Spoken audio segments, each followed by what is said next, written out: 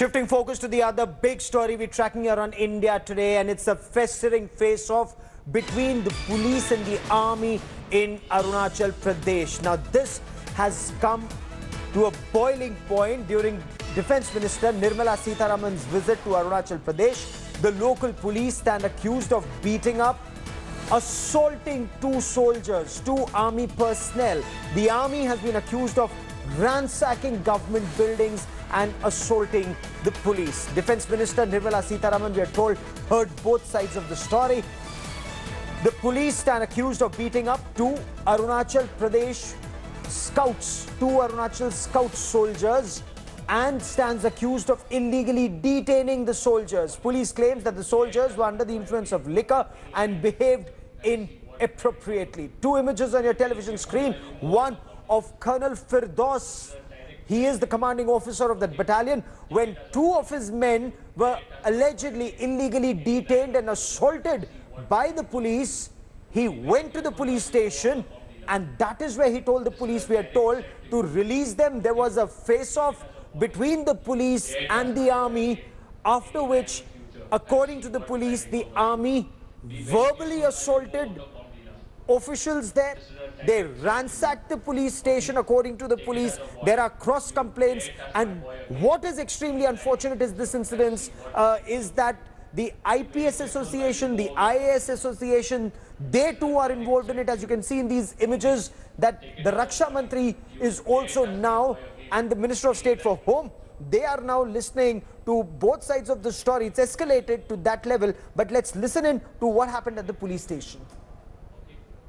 Be very careful while you move out of Bomdila. This is a direct threat to you. Okay? Take it as a warning. You dare touch my boy again any time in future and see what I make out of you.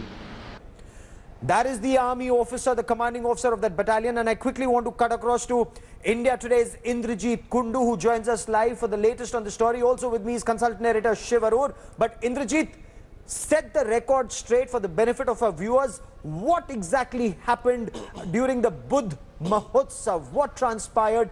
Break it down event by event.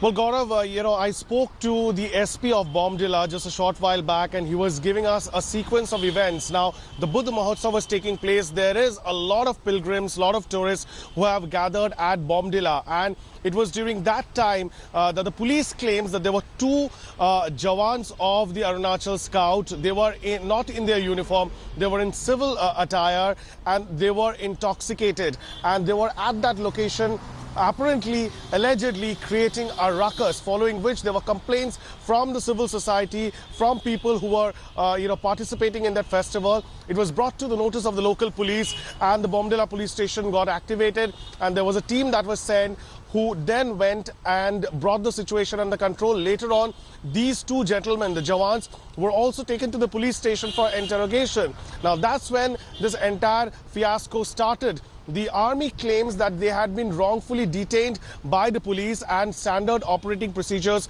were not followed. On the other hand, a handful, about 100, Jawans from the Arunachal Scouts later on with their commanding officer went to the police station, got these two Jawans out, and apparently what happened after that, what ensued after that was vandalism. The allegation is for that a moment, let me bring in Shiv Arur for more on this. And Shiv, I want to understand from you, what is the legal position if Jawans are involved in affray? Can the police arrest them, beat them up, allegedly beat them up in a lockup? What's the procedure? Yeah, Gaurav, this incident has obviously become a very, very ill-tempered, me versus you, civil versus military issue, and it's been exacerbated by the fact that the defense minister is there for the Diwali celebrations. So, tempers have been flying inordinately, and it's become a very, very, very ugly incident, which it should not have.